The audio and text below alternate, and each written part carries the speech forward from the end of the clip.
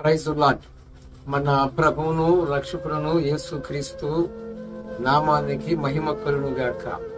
మరి ఈరోజు వాక్య ధ్యానమందు మన దేవుడు మనతో ఏమి ముచ్చటించనై ఉన్నాడో ఆయన యొక్క మాటలు శ్రద్ధాభక్తులతో మరి ఆలకించాలని, మరి అంత మాత్రమే కాక మొదటిగా మీకు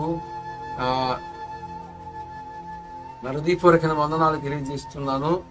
మీ కుటుంబంలో కలతలు, కన్నీళ్లు, సమస్తమైన శాపము యేసుక్రీస్తు రక్తము చేత మీకు సమాధానము ప్రార్థించబడును గాక. మరి ఈరోజు ఆ సందేశము లేక దేవుని మాట ఏంటంటే, కొందరిని మనము పరిశీలించినప్పుడు ఈ యొక్క భూగోళములో మనము ఎవరితో సంప్రదించాల్సి వచ్చినా రెండు శక్తులు భూమి మీద పనిచేస్తున్నాయి. ఒకటి దైవశక్తి, రెండోది దెయ్యపు శక్తి. ఈ రెండు శక్తులు కంటికి కనపడకుండా మరి మరుగై ఉండి పనిచేస్తున్నాయి. ఒకటేమో దెయ్యపు శక్తి, మరొకటి దైవశక్తి. దైవశక్తి ఏమో పరిశుద్ధతలోను పవిత్రతలోను ఉండటానికి మనుషుల్ని పురుకొల్పుతూ ఉంటే, దెయ్యపు శక్తి ఏమో నీచమైన, తుచ్చమైన, ఇచ్చరివిడి లైంగిక పాపాలకును, భయంకరమైన త్రాగుడుకును, అనేక రకాలైన బలహీనతలను మరి అలవాటు అమర్చి ఎలాగా చేస్తున్నారు, ఎలాగా సాధ్యమవుతుంది అంటే, ఒక మాటను నేను వివరిస్తానికి మరి పరిశుద్ధాత్మ దేవుని యొక్క సారథ్యంలో రావటం జరిగింది. ఏంటంటే, మనము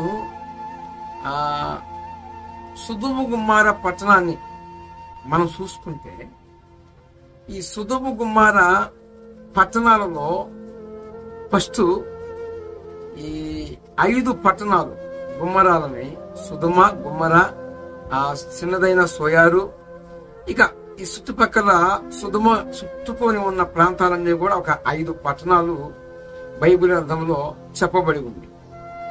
ఈ 5 పట్టణాలు ఎలాగా ఉన్నది అంటే, అక్కడ మనము వారిని పరిశీలిస్తే వారికి ఏదన్నా బలహీనత ఉన్నదా, ఏదన్నా వ్యాధి ఉందా అంటే వారికి వ్యాధి ఏమీ లేదు.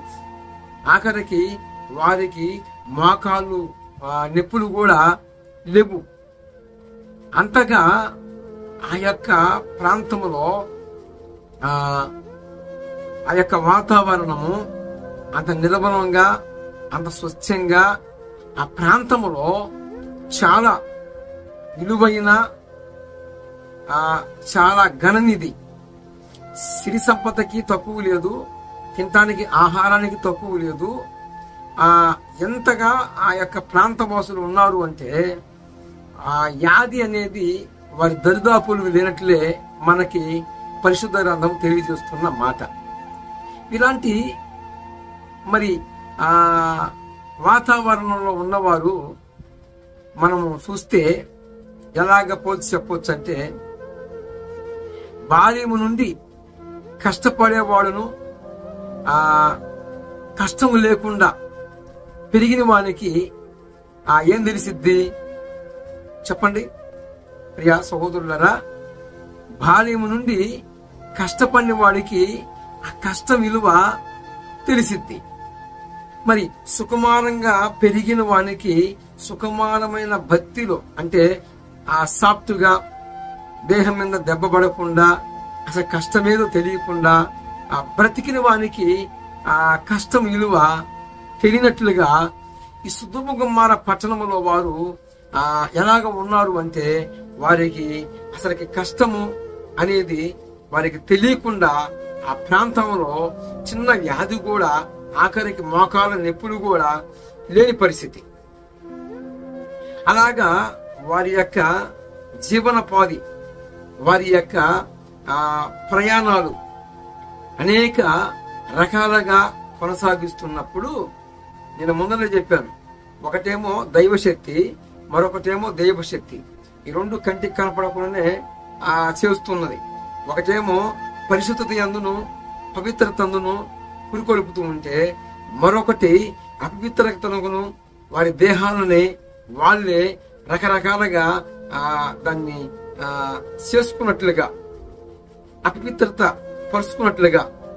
ఎవరు అంటే ఎంత వారిని అంటే ఆఖరికి క్రీస్తు యేసు రక్తము చేత మరి కొనబడిన వారు సైతం ప్రభు రక్తములో వారి యొక్క పాప క్షమాపణ ప్రచారణ చేయబడిన వారి నిమిత్తము మరలా ఈ పరిస్థితిలో ఉంటున్న వారు చాలా మంది ఉన్నారు. అయితే ఇప్పుడు మనము సొదొమ గొమొర్రా పట్టణం గురించి చెప్పుకుంటున్నాం. అలాగా వారి యొక్క జీవనము ప్రశాంతంగా కొనసాగుతున్న వేళల్లో వీరు మరి నాశనం కావటానికి, వీరు చెడిపోవటానికి ఏమై ఉంటుంది, కారణం ఏమిటి అని మీరు అడిగినట్లయితే మనకి ఒక సమాధానము ఉన్నది. వారు నాశనం కావటానికి కారణం ఏమిటాయి అంటే, మోకాళ్ళ నొప్పులు లేవు, అనేక రకాలైన వ్యాధులు లేవు. మరి వారు అలాగా కావటానికి కారణం ఏమిటి అంటే, మనకి ఆది కాండము 19లోనేమో సొదొమ గొమొర్రా గురించి వివరణ మనకు తెలిసింది. తర్వాత సొదొమ గొమొర్రాలో జరిగిన ఆ యొక్క ప్రమాదకరమైన అంటే ఆ ప్రమాదకరమని ఎందుకన్నానంటే, దేవునికి అసహ్యం కలిగించే చెడ్డ కార్యాలు ఆ పట్టణంలో జరుగుతూ ఉన్నప్పుడు దేవుని వద్దకి మొరపోయిందట. ఆ మొర దేవుని వద్దకు పోతే దేవుడు, నేను దిగిపోయి నా వద్దకు వచ్చిన మొరసొప్పున వారు సంపూర్ణతలోకి వచ్చారో రాలేదో నేనే పోయి చూస్తానని భగవంతుడు దిగి వచ్చినట్లుగా స్పష్టంగా చెప్పబడి ఉందండి. ఎక్కడ చెప్పబడి ఉంది అని అడిగారా? ఆది కాండము 18వ అధ్యాయము 21వ వచనంలో, నా వద్దకు వచ్చిన మొరసొప్పున. ఎక్కడి నుంచి వచ్చింది మొర పెట్టిన వాళ్ళు ఎవరు అంటే, భూమి, ఆకాశము, గాలి, నీరు, అగ్ని, ఈ 5 పంచభూతాల చేత చేయబడి ఉంది సృష్టి. ఈ సొదొమ గొమొర్రా పట్టణంలో ఆ ప్రాంత వాసుల గురించి పంచభూతాలు భగవంతునికి మొరపెట్టాయని మనకి మొరసొప్పున అంటున్నాడు. అక్కడ ఎవరు మొరపెట్టారు? సొదొమలో ఉన్న లోతు మొరపెట్టాడా? పోనీ సొదొమలో ఉన్న లోతు కాక అబ్రహాము మొరపెట్టాడా అనేది మనము పరిశీలిస్తే, వీరికి ముందు భూమి, ఆకాశములు, మరి ప్రకృతి, సృష్టి పంచభూతాల చేత చేయబడి ఉంది. ఇవన్నీ కూడా ఈ 5 దేవుని దూతలే. గాలి, నీరు, అగ్ని, భూమి, ఆకాశం. అయితే ఇవి భగవంతునికి మొరపెట్టినట్లుగా మనకి లేఖనం ఇస్తున్న సాక్ష్యం. పోనీ అబ్రహాము మొరపెట్టాడా? మొరపెట్టాడు. ఎప్పుడు మొరపెట్టాడు? దేవుడే దిగి వస్తే దాని యొక్క తీవ్రత ఎలాగో ఉందో చూద్దామని వచ్చినప్పుడు దేవుడు అబ్రహాముకి మరి చెప్పకుండా పోతున్నాను కదా, చెప్పటం మరి వద్దు, నా స్నేహితుడికి దాయిదునా, నా యొక్క దాసుడికి దాయకుండా ఉందనా, వద్దు, నా సేవకుడికి చెప్పాల్సిందని చెప్పి భగవంతుడు తన దాసుడికి చెప్పినప్పుడు బేరమాడతాడు. ఏం బేరమాడతాడు? సొదొమలో అబ్రహాం ఏమని కోరుకుంటాడంటే, తన సహోదరుడు కుమారుడు లోతు ఉన్నాడు కదా సొదొమలో, కనీసం ఒక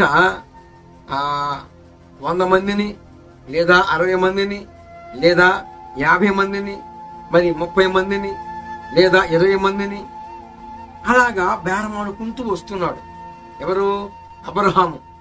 ఆఖరికి ఈ యొక్క వ్యవధిలో ఒక్కడన్నా ఉంటే వదిలిపెడతావా అంటాడేమో అని చెప్పి దేవుడు తెలుసు కదా. మరి తన సహోదరుడు కుమారుడు లోతు నీతిమంతుడిగా ఉన్నాడు.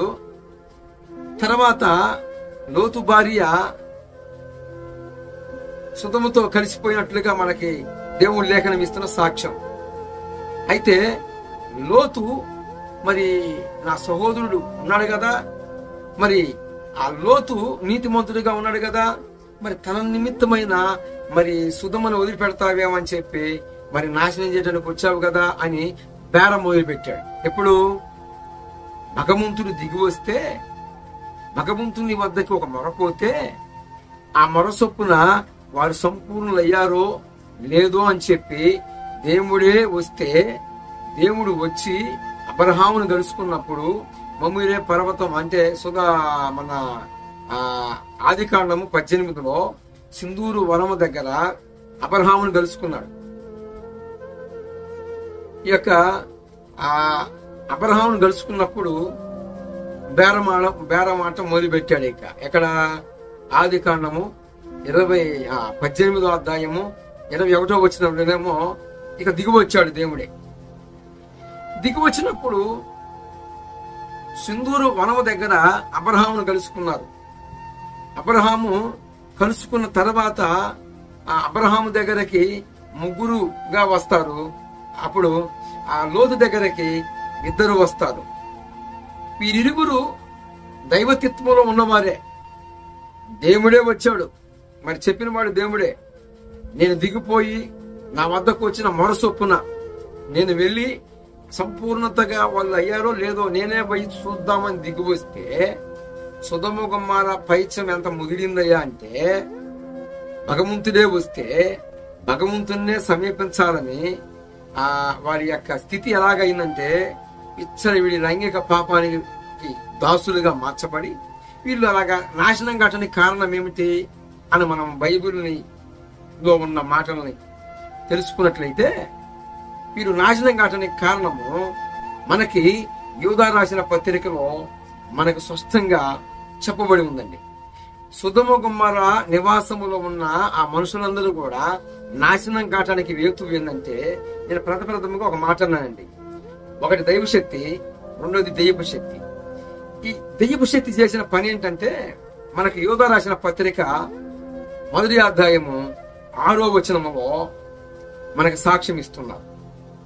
ఇక్కడ సొదొమ గొమొర్రాలో ఉన్న పురుషులతోనూ స్త్రీలతోనూ ఇక్కడ ఒక వర్గం చెప్పబడి ఉంది. అది దూతల వర్గం. ఎవరు వీళ్ళు అంటే, మానవ జాతికి ముందు భగవంతుడు సృష్టించాడట, వీరిని దూతలుగా చేశాడట. వీళ్ళట దేవుని మీద తిరుగుబాటు చేశారట. అందుకని వారి ప్రధానత్వమును నిలుపుకోనక వారికి ఇచ్చిన అధికారమును నిలుపుకోలేదట.